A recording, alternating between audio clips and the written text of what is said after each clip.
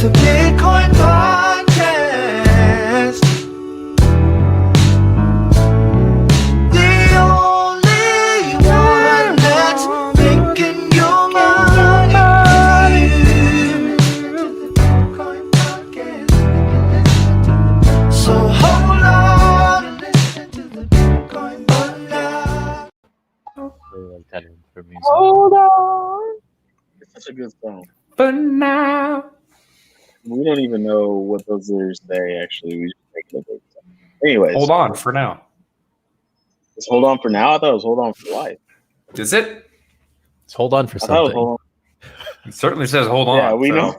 We know that for a fact. We know it's hold on.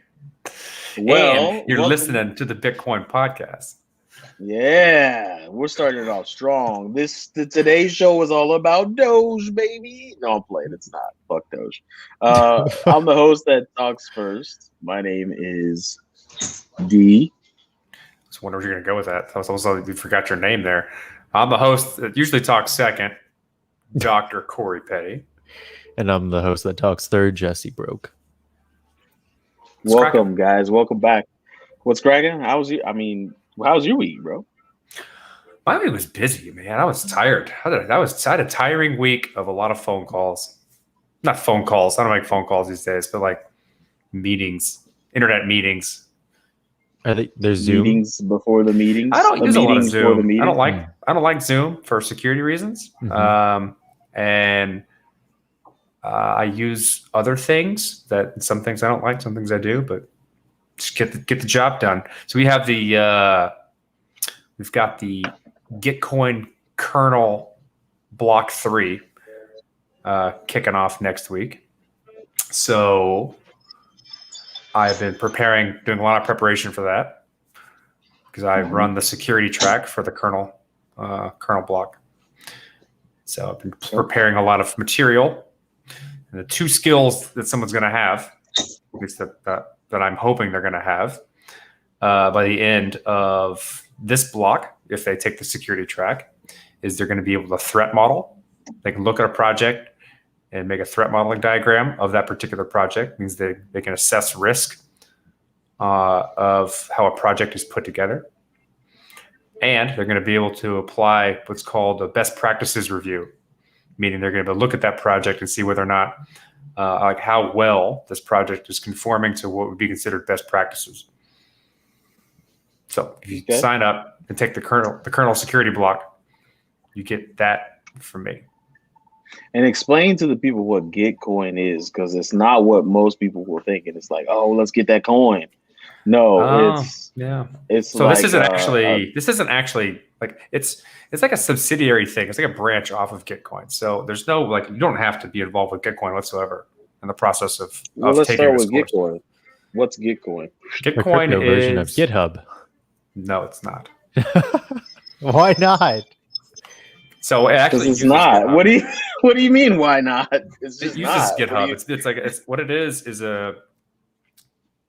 it's a whole system for creating bounties, like making tasks of work. Say, for instance, I'm like us at Status. There's some work that we want done that we don't really have time for. We know it needs to be done, but it's not high on our priority list. What we can do is we can create what's called Gitcoin bounties. We say like, this is the work that needs to be done.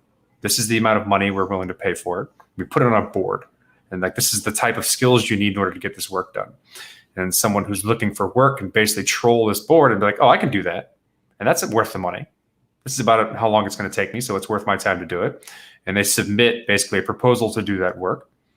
And then they do that work, and we assess it as status. We say that's correct. We pay them money. So it's basically like a job board.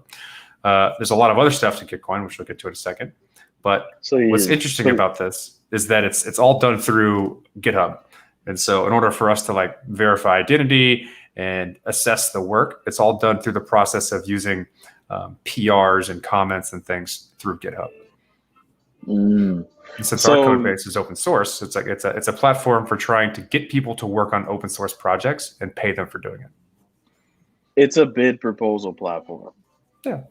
But there's also a whole other side, right? So Gitcoin also has Gitcoin grants and other stuff. Gitcoin has grown drastically since its inception. So Gitcoin grants is a way for you to say, like, I'm doing this work. This is what it is. This is why I'm doing it. And I've made a grant. And then what you can do, if you'd like to fund work, is you can basically pay that person in crypto. Now, what's interesting about this is they've employed this thing called Quadratic Funding, right? So what they're trying to do by getting people to pay for grants is actually the signaling mechanism. So what they would prefer is that you make a bunch of small donations, like one DAI, which is the equivalent of $1, to a bunch of things that you think are important. And what happens is a bunch of people do this, and then basically that counts as voting. And that works as a signaling mechanism to make this giant pool of money that larger corporations have donated to the cause to inform how those funds should be distributed across all the projects. And the quadratic funding part is keeps whales from dictating where money goes. So your vote is equivalent to the square root of the amount you donate. Right? So the weight of your vote is the square root of the amount you donate. So if you vote $1, your vote is 1. If you vote $4, your vote is 2. If you vote $9, your vote is 3. So it keeps people from over influencing with money what things should happen. That's why I said it incentivizes people to vote with small numbers of money to a bunch of different projects. So it signals that type of thing. That's a square root function. I'm drawing it for the audience. Appreciate so they that. know. It's just a shame we don't have like a nice like trailing light feature coming off your finger like ET. The square root function, that's what it looks like. What is that? Provide direct or what is that? First-hand First-hand evidence about an event. Why does it stop That's the moment it super gets to the fast. last one? A Anyway, work of art. so that's what Gitcoin is. And the kernel education course is a way to like grow a community of people who are interested in all of this stuff.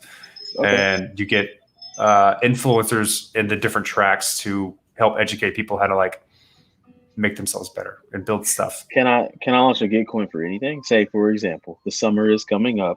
It's around the corner. If I wanted to know who had the best abilities at making a summer BLT for me, and I were willing to pay for their travel to my location to make me a BLT, could I launch a Gitcoin for that? Could I do that? I don't think so. Okay, just wondering. Just a question to have. Yeah, it'd be hard to prove that through GitHub. Pictures? file issues as they're making it in some random GitHub repo.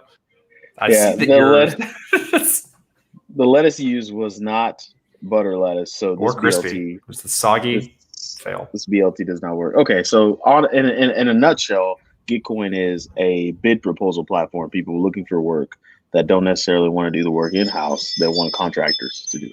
Yeah, they've done a wonderful job of getting people paid to work on open source projects. That's pretty dope. Getting open source projects paid, like getting them funding through the grant process. So much money has gone through them, and it's a really good way for people to signal what they think should be funded, and a way for large corporations to allow the masses to dictate how they donate their money. So they say, I'm offering up a bunch of money to the Gitcoin platform, and the people who are voting with their money through quadratic voting are going to dictate how that money gets allocated across all these things,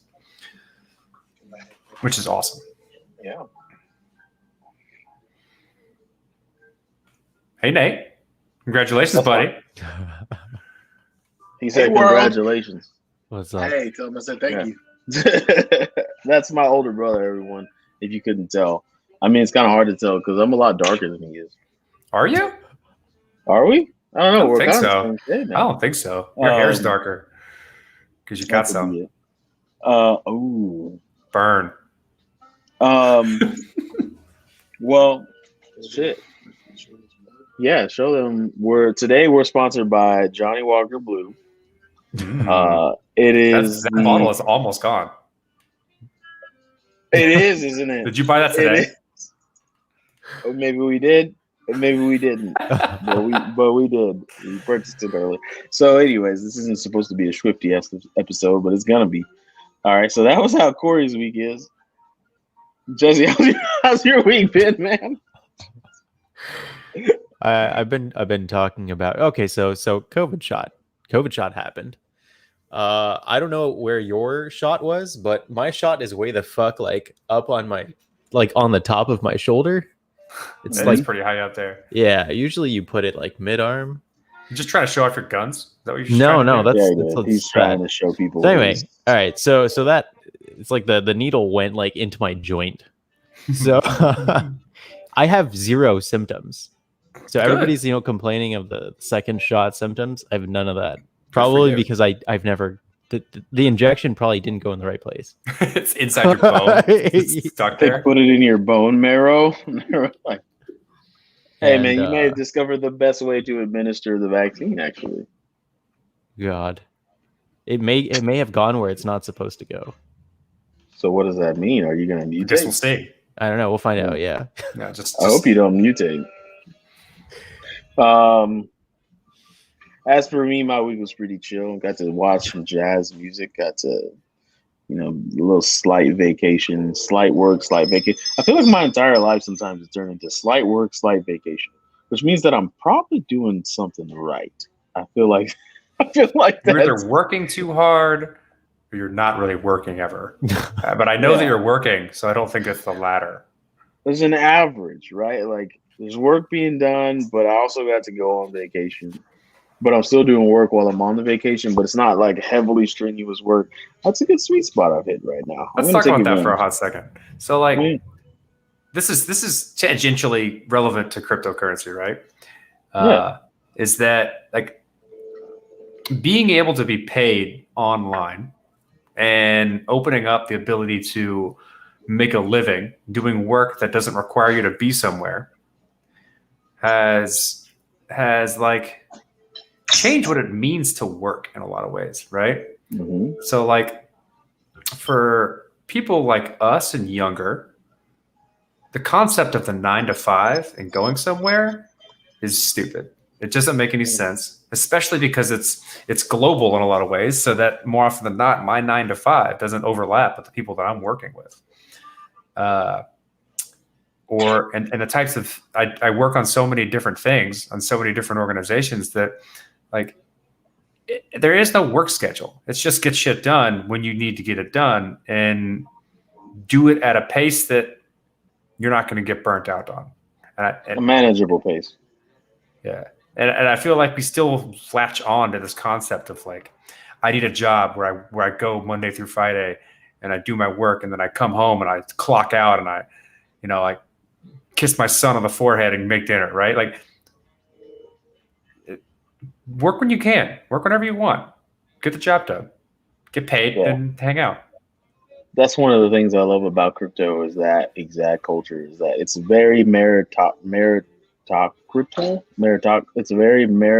meritocracy. Meritocracy is what it is. And, you put up or you shut up. You get something done. It doesn't matter the time in which it takes to get it done. It gets done.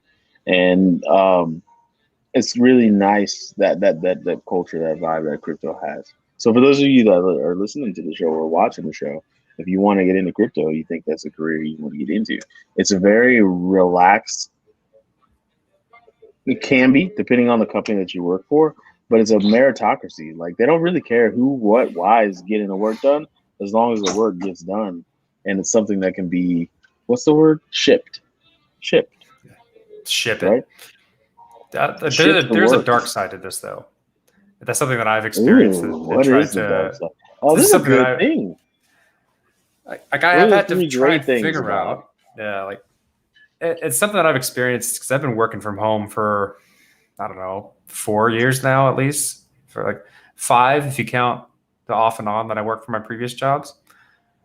And there's this, as you work from home and like you work in the place that you live, the lines between work and not work blur really strongly.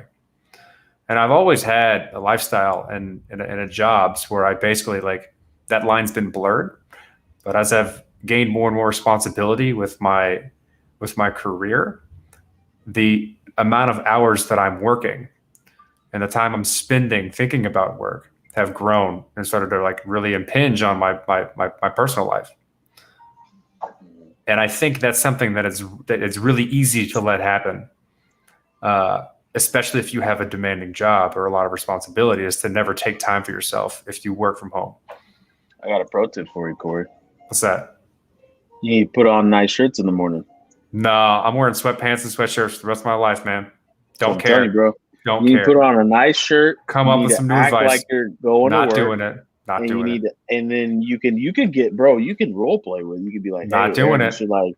You should bring me lunch today. You should bring me lunch at the office Should be today. like, And here's the child. like, here's the child. Here's your baby. And you know what I'm saying? You should like treat it like work, but not at the same time. Like just have a briefcase with nothing in it. So like, all right, I want to Meetings, pack up meetings, and go to meetings. work. I got meetings today, and then just go down into your basement and just be like, all right, now I'm working. Right? Does that not work? Does it not? No. Maybe it Well- does. I think I know people that do something similar to that, right? They get ready for the day.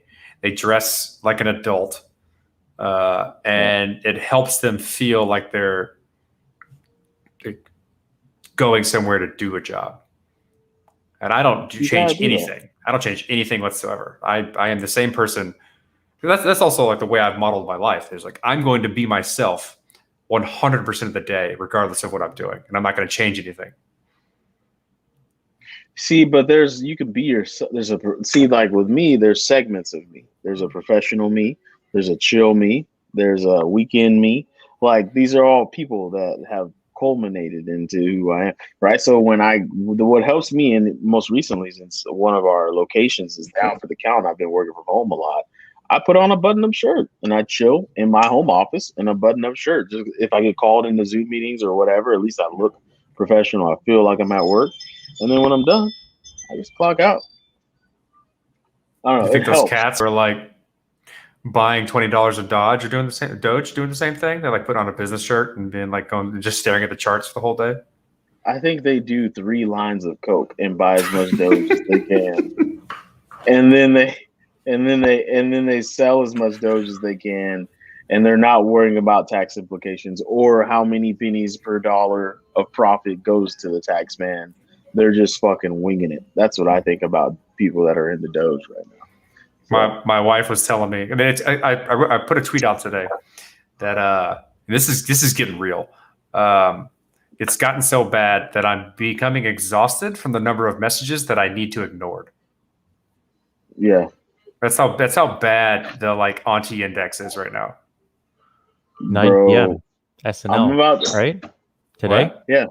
Elon Musk's SNL skit's going to be in 6 minutes, 5 minutes. I guess I'll be watching that tomorrow on YouTube and then all over Reddit. So hold on to your butts. I'm about to put a Facebook post up that says, I'm no longer giving away free advice. You will pay for the crypto advice that I give you.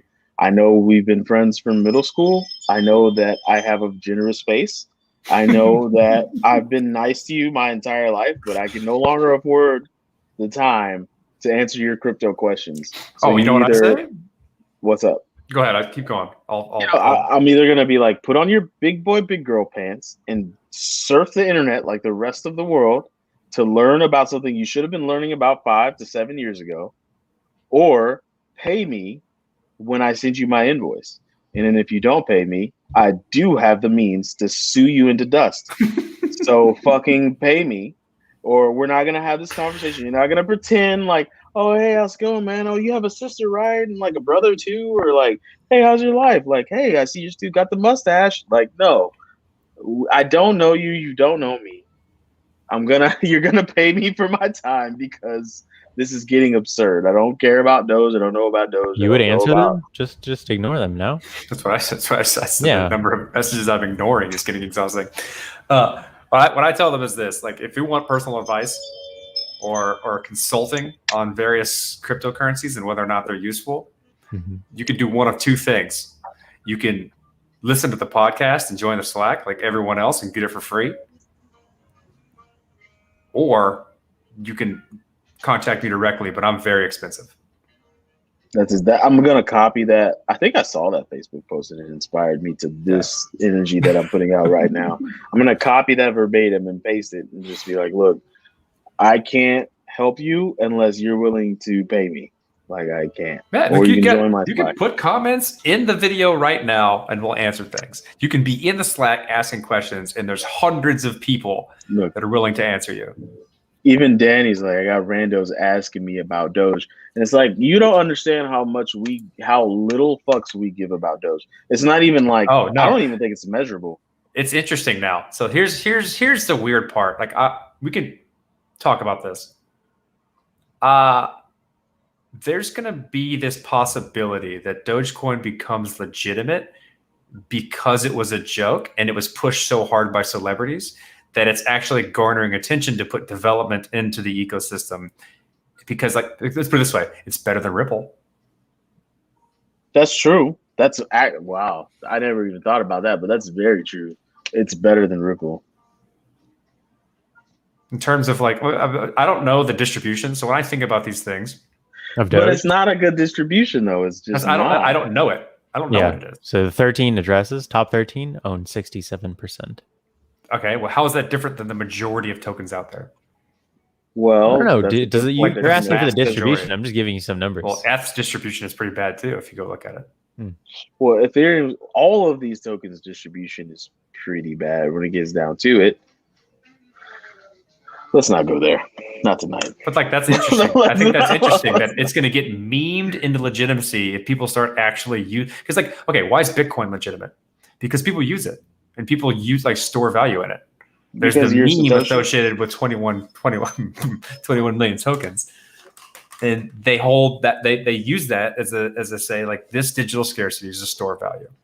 Dogecoin doesn't have that. They have a more heavily inflated supply. I think it's like 50 billion every decade is around no the cap. inflation Remove rate. the cap. Yeah, but like that's what I'm saying. Oh, the cap is like 50 billion every decade. I see. That doesn't change. I don't think, as far as I know. I feel like Jackson Palmer just got really drunk off of wine, specifically wine, red wine, and made Doge. And now he's like, what have I done? You know, that's what like, did I do? I wish I would have done that because we had opportunities. I had played around with making altcoins back then. We just never pushed them. It would have been really simple. Yeah. I actually made one. I just never released it. That's true. I didn't put it on Bitcoin Talk. For Bitcoin. Yeah, we should make a name currency. of that forum? What's that forum? Let's talk Bitcoin. No, BitcoinTalk.org or BitcoinTalk.org. That's it. BitcoinTalk.org. Yeah. I mean, it's everything like, had to be released. It's very funny that like I think when the government does crack down, it's gonna crack down on the tokens it doesn't have bags of. And Doge is gonna be one of them. And XRP is probably gonna be one of them. They may use it as because like what you're seeing now is a lot of celebrities, specifically high tech ones, right? The big tech celebrities like Elon Musk, using this thing as like a personal. I don't know how to say it. Like they understand they have a tremendous amount of influence in the community and the price for that matter. But like it could be a weapon for government to go after Doge to attack big tech because big tech is behind Dogecoin. And it's going to screw a lot of people in the process of that. If that was a thing that happened. Because if you're right, they go after the things they don't hold bags of, and Dogecoin is one of them, it's going to screw the people that they probably like to screw in a lot of ways, but like not officially. And all of the people who are funneling dumb money into it, like what is it? The Wall Street bets type people. Mm-hmm. Yeah. But let's not get that energy in here. Doge people, if you're out there and you're listening and Doge is something that you're YOLOing into like it's going out of style, then do your thing and I hope it turns out right. I think at the end of the day, what you're trying to prove is like, what's the importance of a Bitcoin? What's the importance of an Ether? If Doge is shitty and the value could be just the same or comparable. And let me tell you something, that's stupid ass logic. And I'm going to tell you that to your face. Like, it's just not. It's stupid. It's some stupid shit. And you're involved in stupid shit. And that's okay to get involved in stupid shit. And you are what it is what it is. Now, let's talk about Bitcoin because we never ever talk about Bitcoin on the Bitcoin podcast, which is very funny. Taproot, it's a thing. It's going down. It's signaling. The miners are starting to signal. Contracting and more private Bitcoin is gonna be a reality. How do you guys feel? But I know for one, my pants are tight because I feel like, yeah, it's gonna be 5 to 7 years before Bitcoin has any bona fide contracts that are holding a lot of value. And people, it's gonna take another 5 years after that for people to figure out like, oh, I can use my Bitcoin completely private, and no one will know that it's me using this Bitcoin. Just like only 60% of the Bitcoin transactions are SegWit transactions, right? These things take time, but I mean that's a pretty big win for old Bitcoin, old Yoda of crypto, is it not? We're at, in fact, the numbers here: 54.85% of the miners have signaled Taproot already, which is I'm looking at the website. Isn't that ahead of schedule, right? Is it not? Well, it has to be over 90% before anything happens. So it's you still got quite a bit to go. And since the pools in Bitcoin are relatively large, getting to that 90% is basically a unanimous decision. Okay. So we'll see how long that takes. It's exciting that it's actually happening and you can watch it, and it's up to this much already. Yeah. I was actually hearing, well, maybe it was a tweet that I saw. Edward Snowden was talking about a couple things about Taproot, saying that it's actually not, it's worse privacy than having Taproot is worse privacy than not having Taproot. And I don't understand why he would think that. So I'm gonna have to go back and listen to the podcast he did where he discusses this, because I don't think that's true. That's not true. Well, it depends. It depends on I how think the scripts in his words Taproot get doubled. published. So no, he was specifically saying Taproot is bad. But I'd have to. I'm going to go into that, and that's for another podcast. But I'm happy that it's going through because I like the types of things that Taproot enables in Bitcoin, and I'm excited to see that type of stuff get built. All my Bitcoin does is sit on the shelf, but my Ether is doing all kinds of shit. Like what? So, I mean, I'm in some liquidity pools over here. I did some swaps. I got swapping going on. I'm about to make a bigger liquidity pool so I can just have that steady money, baby, coming in. Like, I love it. That little $2,400 experiment I did last fall has more than it's become quite a great endeavor. Just fucking around with liquidity pools because I didn't know what I was doing, but I did it, and now it's here. And it's just like, if Bitcoin becomes that smart, which I do believe Badger does, but it's just like all my Bitcoin does is collect digital dust. It grows in value. Well, it has. It grows in value. That's not tangential, but directly related. Not directly. It grows in value that's related to the USD. Yeah. But what does it do as far as crypto is concerned? That's what I want to know. Grows in value related to the other cryptos you own? Does it? Has it been? Because the dominance is decreasing. It's gonna go back up probably. Why do you think that? It always does. I don't think that. It always does. Yeah, but the amount of stuff happening outside of Bitcoin continues to grow. There's how much? 10% of Bitcoin is on Ethereum, locked up in Ethereum.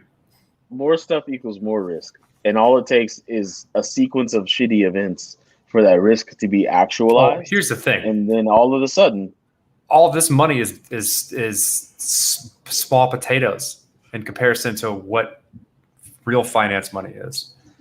That's true. So if that dominance, if that big money that we keep saying is going to come, and it is coming, and has been flowing into the crypto networks, continues and goes at a higher scale. If it's not going into Bitcoin, if DeFi ain't really on Bitcoin, then that dominance is going to get hurt. Mm-hmm. All right. With that being said, that's a good point to cut to the interview. All right, we had on Jonny Huxtable, and I know what you're thinking, but don't, because it has nothing to do with that show. In fact, that show can't even be spoken of anymore. So I do Can think it? we're gonna. I'm pretty sure it can't because of the situation. I mean, it was a bad situation. The implication. So yeah. So let's go on ahead and cut to the interview, and let's see how that interview with Mr. Huxtable went. Jesse, you got anything? Nope, not yet. I'll keep listening. All right, cool.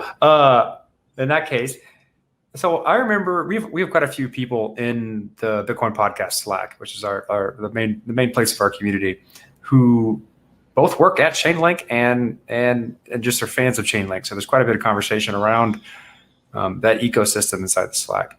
I have asked some of them before, how the hell can I run a ChainLink node? Right. And more often than not, the answer is, well, it's complicated. Yep.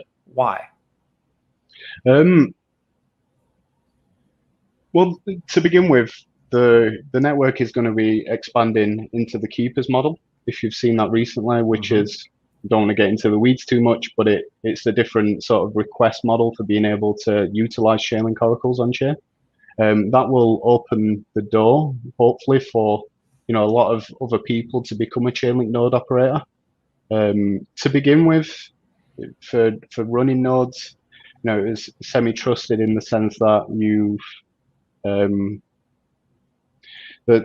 the feeds are backed by people who run validators on chains and have million stakes, right? There was a sort of a tough sort of filtering and I suppose like application process to become a node operator to begin with, and over time, once the protocol develops, then that the doors will start opening to become an actual node operator yourself, and the first part of that will be the keepers process.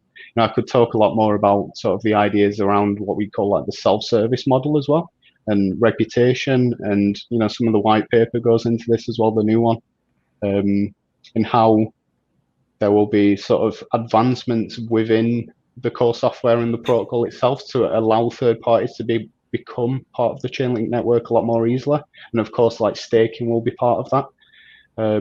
So I suppose the answer is sort of it's complicated, but this is one of them things where it's still very much early days within the network, and once advancements are developed and done and sort of tested and hardened over time, then this will become sort of a topic of the past, right? And everyone will be running ChainLink oracles. I see. So I guess if I had to take a stab at it, if you're going to build an Oracle network that is trustworthy, you're not going to allow anybody to become the provider of data.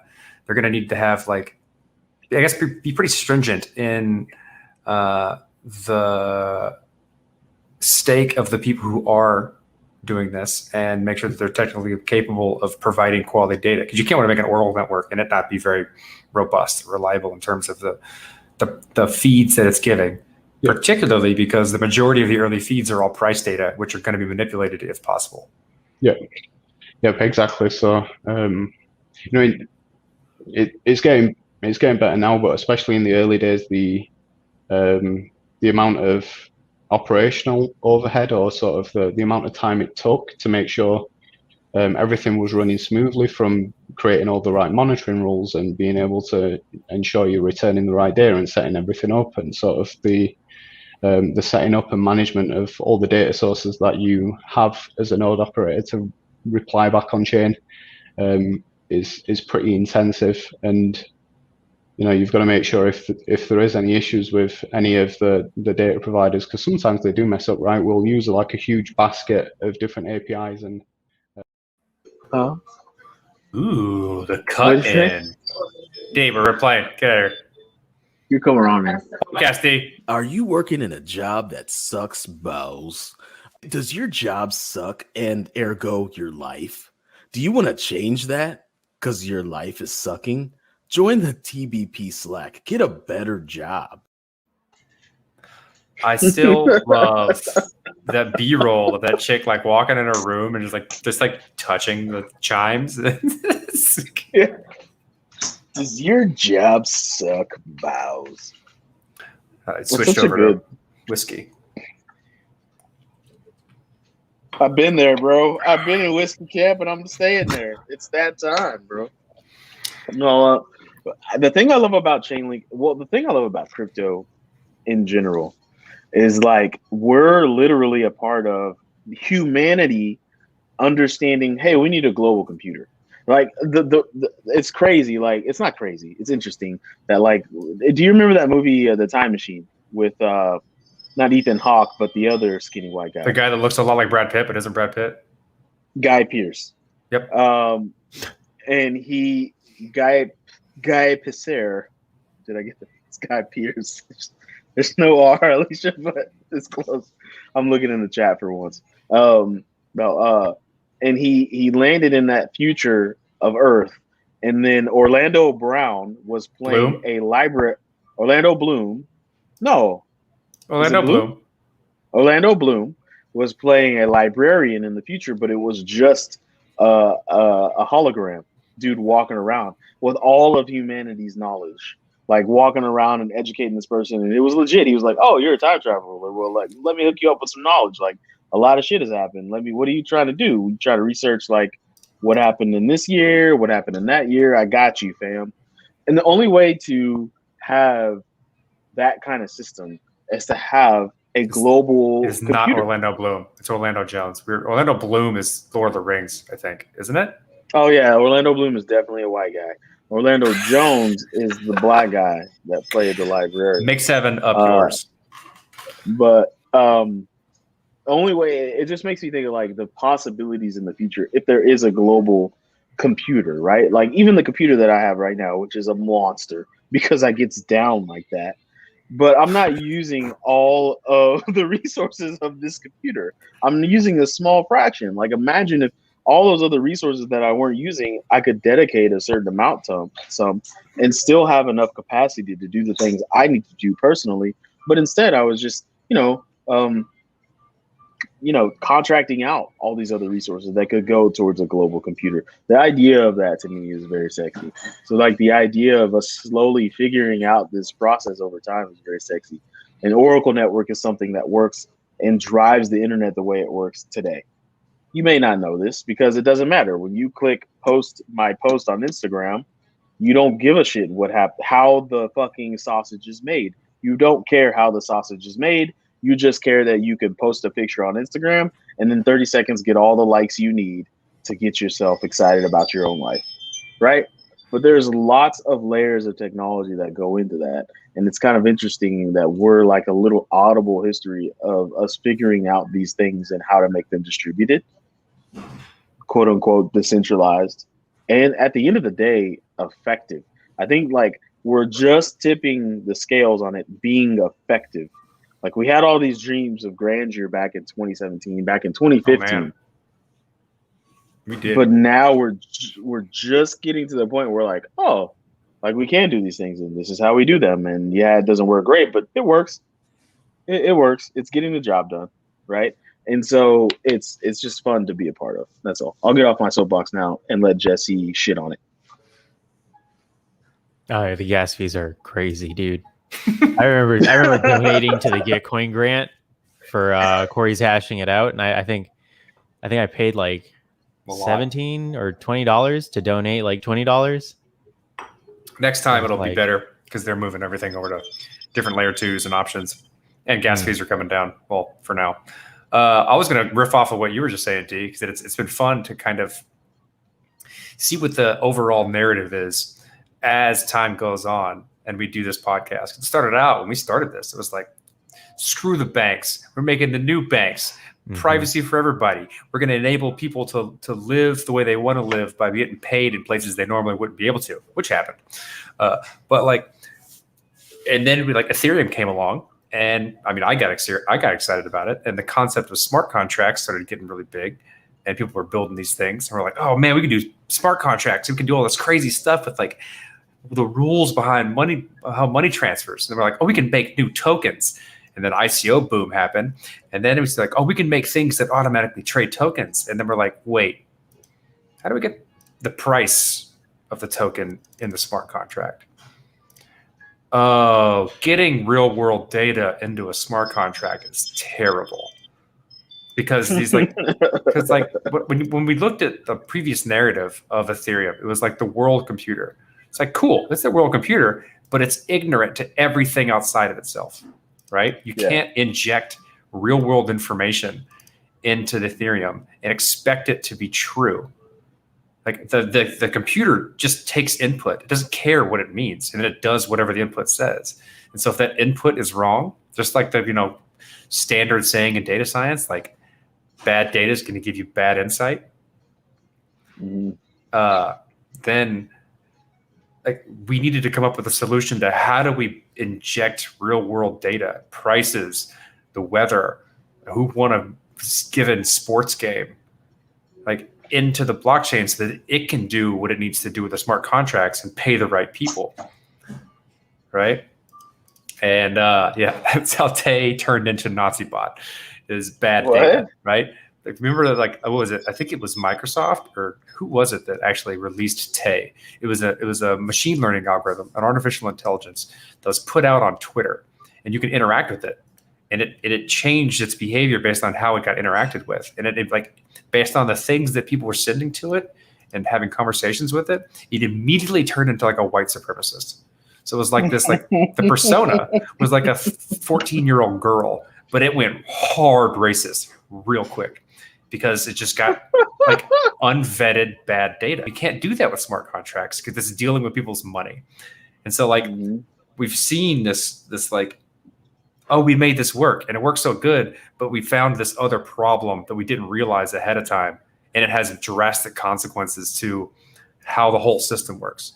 And one of those consequences is how you get real world data into a blockchain, which is the whole concept of what ChainLink is trying to solve. By like making sure that the sources are incentivized to give the right thing and penalized if not. And there's a bunch of different sources that are coming together to feed a single type of data into the smart contract, so you have strong confidence that it's the way it's supposed to be, and that's a really important thing. Yeah, and just the idea of oracles, just in and of itself. I mean, I hate that I reference this almost every week, but have you seen The Matrix? Did you see the whole character called the Oracle and what she did and what she meant and how powerful she was? Like, thank you. I knew that was coming. Thank you. But like, I mean, it's obvious looking back on it that oracles are needed, but when in the time during the whole craze of everything and figuring it out, it's not too obvious. So, and it's very interesting to me to just see all these, like, if you think about how far a computer has come, all these bits and pieces of the functionality of a computer, hard drive space, not hard drive space, storage, random access memory, that new kind of juicy ass sexy memory that. What's that new like solid state memory you like plug directly into the motherboard and then clip it down? That's so the way what you're talking about is so that is the connection type, right? It's NVMe. So it works on an M.2 connection. And so what it uses is if you want to get technical, uses the PCI bus instead of the SATA bus in order to communicate with the rest of the computer. So it's much faster way to access a solid state hard drive. And they're tiny little things. They're just little tiny. Looks like a little. It's smaller than. It's actually smaller than the RAM in terms of the type of chip you put on your computer. And they're getting really big too, and they're ultra fast. And that, like, just that same process that's going to take place, but virtualized and on a global virtual machine, is kind of cool to be a part of humanity figuring this out. I'm not figuring it out. I talk about it. But but there's people figuring it out. So let's talk about one more thing, and then we'll probably just kind of wrap it up because that Johnny Walker's getting lonely over there, and I got a whole night that I got. Shout out to Allie for making 12 ETH on her NFT sale. Yeah, shout out. Allie. By the way, she had already offered me a painting, so I'm getting my avatar getting done. And then I'm going to try and parlay that into all of our avatars getting done so that we can put them up somewhere where you can see them on the show. Oh, that'd be in the background. I'll probably like change my view so you can see above the mantle here, and then I'll have it up there. We'll all have it. That'll be pretty sweet. Okay. We'll actually have the digital version of those things too. So like digital art. We get an NFT then? Art, I think my show avatar, I'd like our show avatars to be the painting she makes for us. That'd be dope. I just And want to sell and NFTs. Is it selfish of me to just want to sell an NFT just to be like, yeah, I sold this digital piece of art for $7,000? They're like, what? You're like, yeah, it's crazy, right? Yeah, get on my fucking level. Sorry, I don't know what to tell you. Let's do our original characters that we had for a while back on the podcast. Sorry, Jesse, you get left out of this one. No, it's okay. We'll retroactively. Well, I don't make you one. know. Those original characters are stuck in the black hole of Okay, maybe. I have those some, digital files. I have some. They're probably all on the website. I'll find them. We'll figure it out. I got this. I bet Ken has them. Ken's the one that had them made. Bozak? Yeah. Ken He's gifted hard to us get a those. hold of nowadays. He's a straight up celebrity, bro. Have you been looking at his whole life lately? Yeah, because The his man whole is life flying is on crypto. private jets. The man is flying on private jets and having has private made a name for interviews himself. on jets. This guy is an NFT. Well, he got NFT tattooed under his left eye.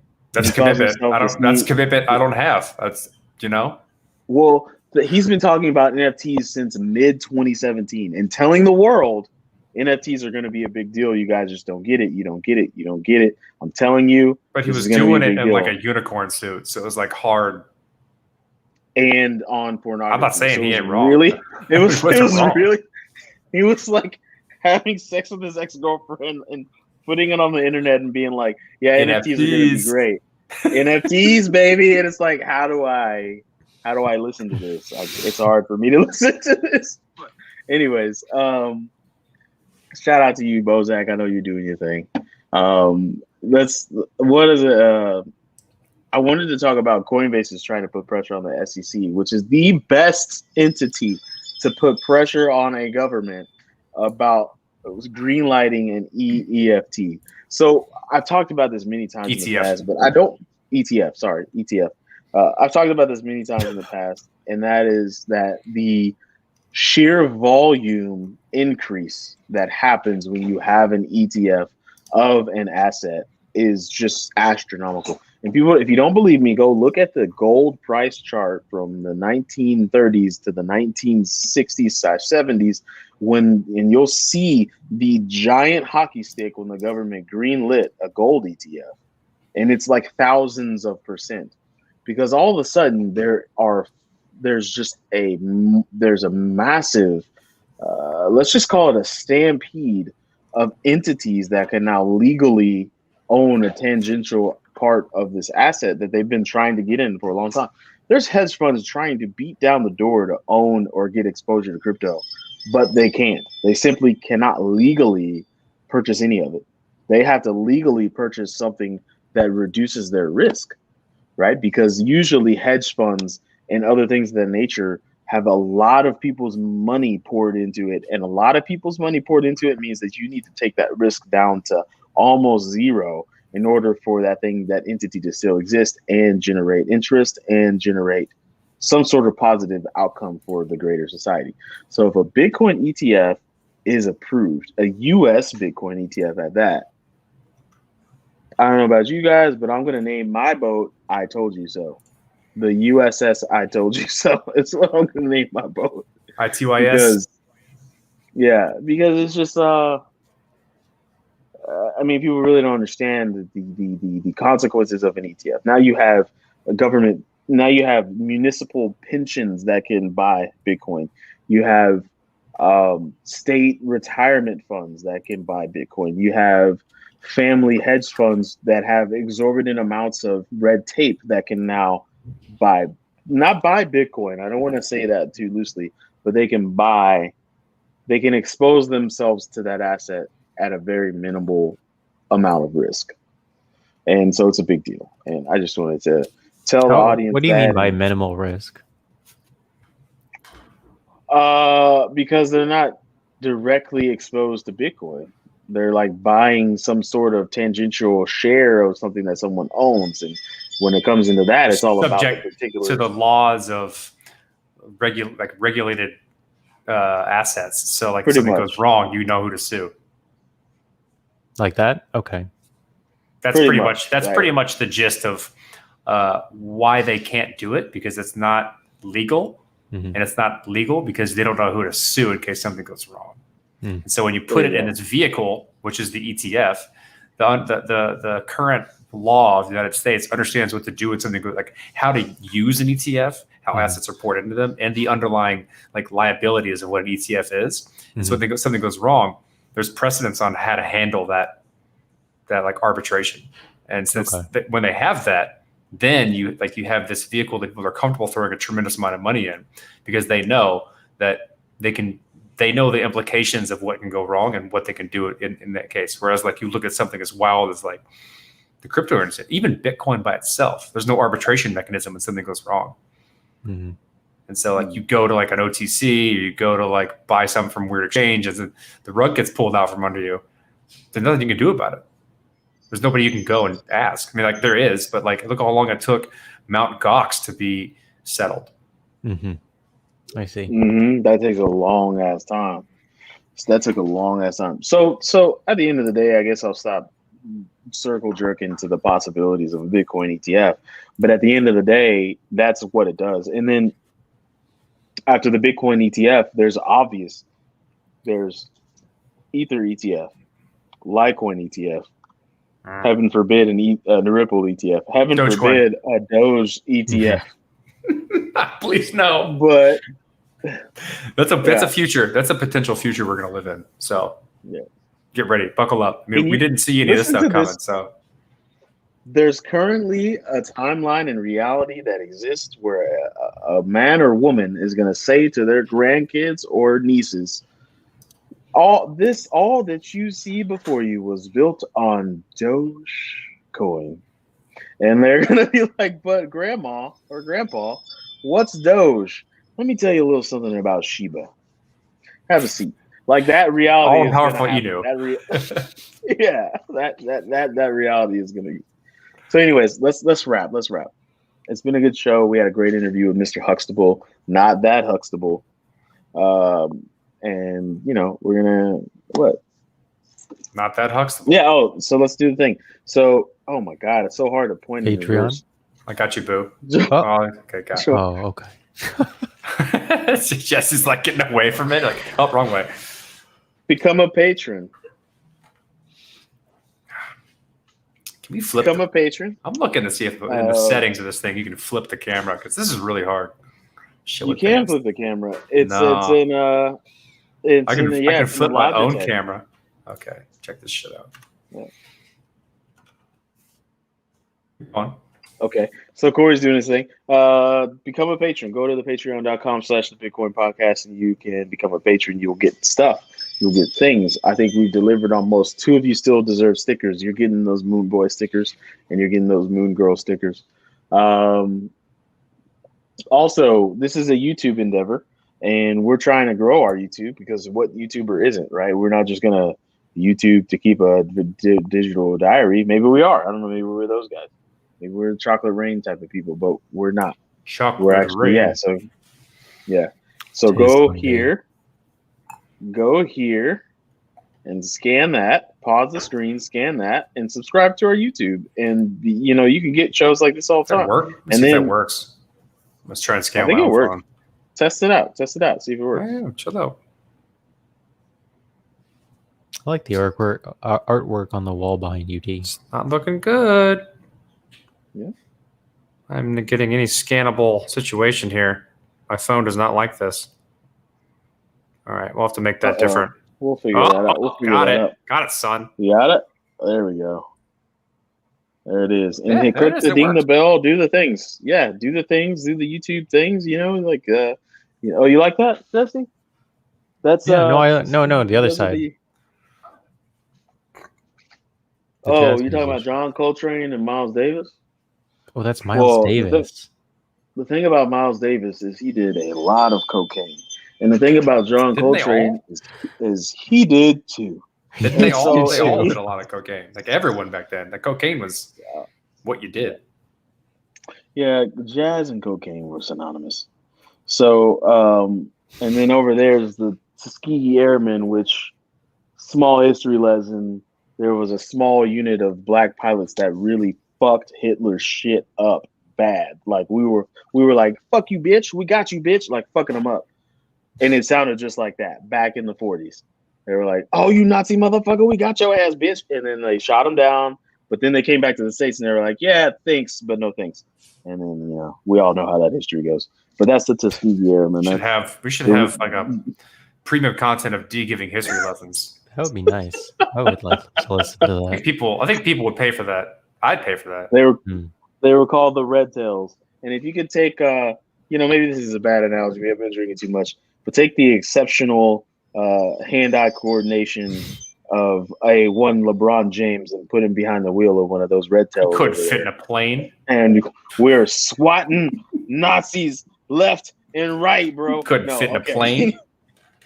Anyways, let me stop before I get in trouble. House full of black people. Yeah, I don't want to say anything. All right, so shout out to Noah. Join the Slack. Go to thebitcoinpodcast.com, push the button that says Slack, follow the instructions. You can't do that? Fuck off. That transparency, though. Apple, give us 5 stars on Apple Podcasts. Is that one douche? No. There's a couple. There's a couple douches in there that have given us you guys are boring. You don't talk about price. Well, go listen to those dudes. Like, there's Jim Cramers are popping up left and right. Oh, the price of Ethereum is going to be $5,000. And let me tell you what I'm going to do. I'm going to do the price of XYZ. That's not us. It's never going to be us. If you want your jollies to get rocked off, but go listen to those dudes. We just don't do that. It's boring as shit. You can literally talk about that every day. The price went up $5. What does it mean? The price went up $15. People really like that, though. That's like the content that really pulls in viewers. You know what's not fun or interesting? That. Yeah. It's the same shit. You know what I'm never gonna do? That. Yep, I agree. The price went down $30. What does that mean? Does that mean that you know what we could talk about, D, one day? What's up? Boat types. Boat types? Yeah. Like catamarans, like that would be an interesting. That would be interesting. Not doing that either. No. you know what happens from not talking about price? You get to talk about the price of boats and the styles of boats. That's what you need to do. Let's say what else? Shout outs. Shout out to Lori Harvey for being this dude's girlfriend. Hold up. Michael B. Jordan pulled Lori Harvey. Or at least she pulled him. I don't know. It's 2021, So shout out to you both for being attractive, youthful people, doing attractive, youthful people things. Shout out to old wide face Zoe Saldana doing your thing, wide face and long neck, looking beautiful. Shout out to Gabrielle Union. Shout out to old Gabrielle Union. Shout out to Michelle Obama. Hold up, go back to Gabrielle. Oh, okay, go back to Michelle. Gabrielle? Holy shit, it's a time-space continuum. Okay, so Michelle Obama is old Gabrielle Union. Okay, next shout out. Shout out to her. She's pretty. Shout out to I don't know who it is. I never know who it is. I keep wanting to know who it is, but I don't. Oh, didn't I used to give a shout out to Zazie Beats at one point? You did. Yeah, Zazie for a Beats. long time. Mm-hmm. Yeah, Zazie Beats. So thank you guys for tuning in. Please do all the YouTube stuff. If you're looking for a job because your job sucks, bows, you can join the Slack and learn a thing or two. And then ping myself, Corey, or Jessie, and we'll point you in the right direction to get a job in crypto. This industry is most likely booming a lot. So there's going to be many, many opportunities for people who have the skills. Now, I will warn you, the priority tends to be, can you code and are technically sound? And then everything else falls after that. See, the reason why Corey just made that broken oboe noise is because that's changing. The industry is getting more robust. If you could type really fast, there might be a job for you in crypto. So, so there we go. Yeah, join the Slack, get a better job, have a better life. What else am I missing? Nothing. Let's rock and roll.